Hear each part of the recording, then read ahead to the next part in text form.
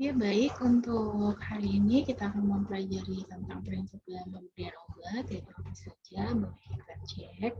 Di sini ada omission error, yaitu yang pertama ada omission error atau yang biasa kita sebut dengan terlambat atau terlalu cepatnya untuk memberikan obat pada periode berikutnya. Jadi waktu pemberian obatnya itu tidak sesuai dengan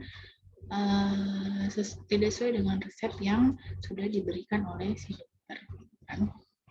Terus ada unauthorized drug error atau si pasien ini membeli antibiotika tanpa resep. Jadi membeli obat-obatan yang mengandung drugs atau antibiotika itu tidak sesuai dengan resep dokter. Terus ada extra dose error, yaitu dosis ganda yang harusnya hanya minum hanya 1 tablet, dia mungkin minumnya 2, 3, sampai seterusnya. Lalu ada wrong dose error. Jadi dosisnya itu lebih besar atau lebih kecil dari yang diresepkan oleh si dokter, gitu kan, bisa mengurangi atau malah melebihkan dosis tersebut. Terus ada wrong route error, cara pemberiannya itu tidak sesuai, yang harusnya diminum malah itu mungkin disuntikan dan sebagainya. Terus ada wrong rate error, jadi kecepatan tetesan buat infus kurang atau berlebihan. Jadi pemberian tetesan infusnya itu bisa lebih lambat atau lebih cepat. Lalu ada wrong time error, interval pemberian obatnya itu juga keliru gitu. Jadi harusnya diminum misalnya obat itu diminum 3 kali 1 hari. Jadi dia diminum harusnya dengan jarak 8 jam. Jadi jam 8 pagi sudah diminum yang pagi, terus diminum harusnya yang betul itu diminum berarti kan jam 2 lagi tuh. Tapi di jam 12 dia sudah minum. Jadi itu interval pemberian obat yang keliru contohnya. Terus ada drug preparation error gitu kan. Jadi di situ biasanya kalau obatnya sirup ada tulisannya dikocok atau tidak gitu kan. Itu jadi tergantung dari anjurannya tersebut. Terus sediaannya juga hanya sedikit, terus jadi dijadikan puyer, jadi tidak efektif gitu ya. Terus juga produknya juga inadequate gitu, terus incompatible juga. Terus ada wrong administration technique error, jadi injeksinya itu tanpa metode yang steril. Contohnya mungkin habis mengambil obat dari ampul, jadi dia ini tidak mengganti jarum suntiknya untuk menyuntikkan ke si pasien, gitu kan? Terus menggerus obat juga secara keliru, salah-salah gitu ya. Terus ada deteriorated drug error. Jadi obatnya ini sudah rusak gitu kan, sudah hancur, mungkin juga udah kadaluarsa.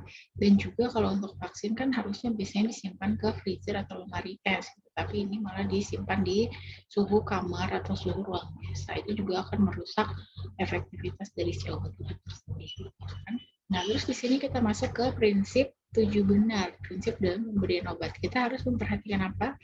Yang pertama itu kita harus benar pasien, benar obat, terus benar dosis, cara atau rute pemberian obatnya, lalu ada waktu, informasi, dan dokumentasi. Yang pertama itu adalah benar pasien. Jadi kita harus memberikan obat itu sesuai dengan si pasien, sesuai dengan resep yang ditujukan ke si pasien. Kita pastikan dulu, kita tanyakan apakah benar dengan nyonya A gitu kan, usia misalnya 24 tahun, terus tempat tanggal lahirnya di mana dan sebagainya. Itu kita pastikan lagi untuk benar si pasien ini gitu. Terus ada benar obat. Jadi diperhatikan lagi karena kan nama dagang obat itu berbeda-beda gitu kan. Terus juga waspada dulu dari silasa atau look like sound like itu dan high alert-nya gitu kan. Jadi kita ini harus memperhatikan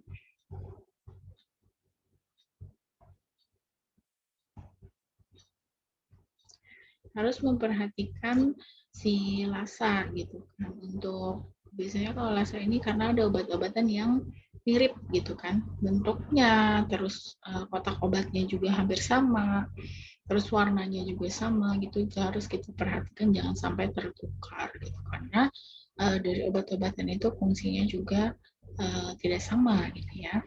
Terus ada high alert juga gitu. Kita perhatikan dosis obatnya ini dosis tinggi atau gimana, itu harus kita perhatikan juga. Terus benar obat. Jadi sebelum memberikan obat itu label pada botol atau kemasan obat juga harus kita periksa sebanyak 3 kali. Yang pertama, saat membaca permintaan obat dan botol atau kemasan obat diambil dari rak. Yang kedua adalah label botol atau kemasan obat dibandingkan dengan obat yang diminta atau sebelum menuangkan obat. Lalu yang ketiga adalah saat botol atau kemasan obat tersebut dikembalikan ke rak atau setelah menuang obat. Terus benar, kita lihat lagi labelnya terbaca atau enggak, gitu kan. Bagaimana bila menerima instruksi lisan dari dokter juga itu harus benar-benar kita pastikan gitu kan. Labelnya ini yang pertama nih, si label obat ini terbaca jelas enggak? Kadang kan mungkin karena obatnya udah terlalu lama atau penyimpanannya tidak bagus gitu kan. Jadi mungkin ketetesan air dan sebagainya, tulisannya jadi tidak jelas. Terus kalau kita menerima instruksi lisan dari si dokter gitu kan, karena kita kan nggak punya bukti juga gitu untuk mendengarkan. Bila bisa gitu kan, kita pastikan dulu ke dokternya kembali apakah benar obat yang akan kita berikan itu adalah ini, dosisnya seperti ini gitu. Nah, itu kita pastikan kembali ke dokter yang memberikan instruksi tersebut. Gitu, sebisa mungkin.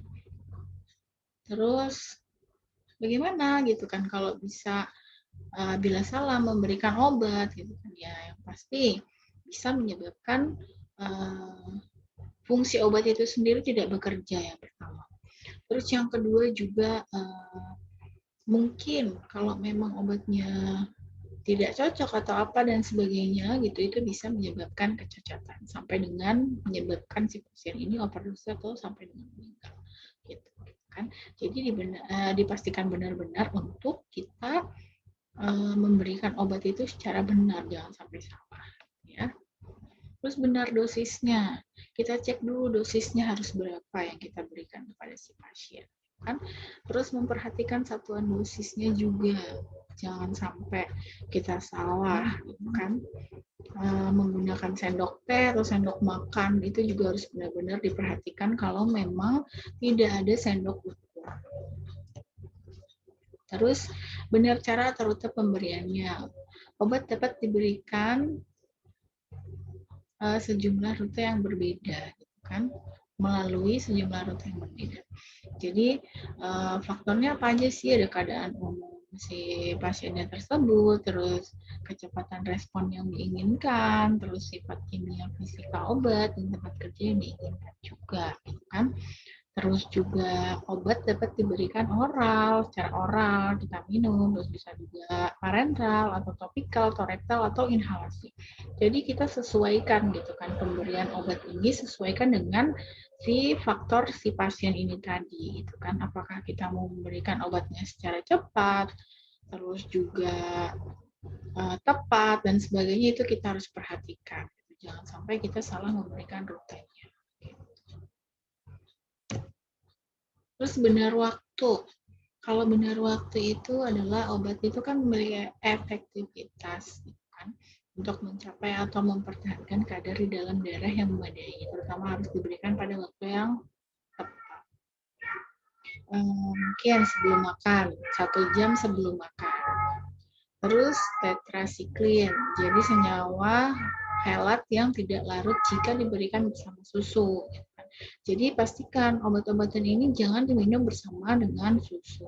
Pastikan minum obat ini menggunakan dengan air putih, ya. Terus benar informasi, tanggung jawab si perawatnya gimana, terus hak si pasien. Jadi benar informasi ini kita akan menginfokan dulu ke si pasiennya bahwa kita akan memberikan obat di jam misalnya 1 siang, jadi obatnya diberikan sebelum makan gitu kan, terus diminum sehari 3 kali, itu harus kita infokan ke pasien. Terus juga fungsi obatnya untuk apa, misalnya pasiennya ada mual muntah, mungkin itu obat mual muntah dan sebagainya, itu kita jelaskan fungsi obatnya apa. Jadi si pasien juga berhak mendapatkan informasi yang lengkap tentang tindakan apa yang dilakukan oleh si tenaga kesehatan tersebut, kan? Karena itu merupakan si hak si pasien, kan? Dan itu juga merupakan tanggung jawab dari si perawat atau tenaga kesehatan tersebut untuk memberikan informasi yang benar terhadap si pasien tentang si obat yang akan diberikan tersebut. Nah, terus benar dokumentasi. Jangan lupa apapun yang kita lakukan itu sesegera mungkin kita lakukan dokumentasi. Meliputi dari nama obatnya, dosisnya, rutenya lewat mana, gitu kan, waktu, tanggal, inisial atau tanda tangan perawat atau tenaga kesehatan, dan reaksi si pasien itu seperti apa, itu harus kita masukkan atau kita dokumentasikan. Setelah diberikan harus dicatat dosis, rute, waktu, dan oleh siapa obat itu diberikan, gitu kan. Itu harus ada dokumentasinya nanti di rekam medis pasien atau mungkin buku pencatatan dokumentasi pasien itu harus ditulis. Jangan sampai kita melakukan tindakan apapun itu tidak kita dokumentasikan. Kalau pasiennya menolak bagaimana gitu kan? Oke, kalau misalnya pasiennya menolak, kita akan melakukan inform konsen dulu nih ke si pasien gitu kan. Kalau memang si pasien tidak mau, tidak berkenan, berarti kan kita sudah melakukan tugas dan tanggung jawab kita sebagai tenaga kesehatan. Kita memberikan surat gitu kan, pernyataan kalau si pasien ini menolak gitu. Jadi kita punya dokumentasi, kita minta tanda tangan kepada keluarga pasien atau si pasiennya sendiri gitu, bahwa si pasien ini menolak dilakukan atau diberikan obat yang memang harusnya dikonsumsi. Tuh. Terus akibat penundaannya juga, akibat penundaan kalau misalnya harusnya kita berikan obatnya secepat mungkin gitu, tapi si pasiennya malah nggak mau minum obat atau nanti-nanti aja deh minumnya, kan otomatis juga akan memperlambat penyembuhan si pasien itu sendiri, gitu ya. Oke, untuk materi ini dicukupkan, cukup sekian dan terima kasih.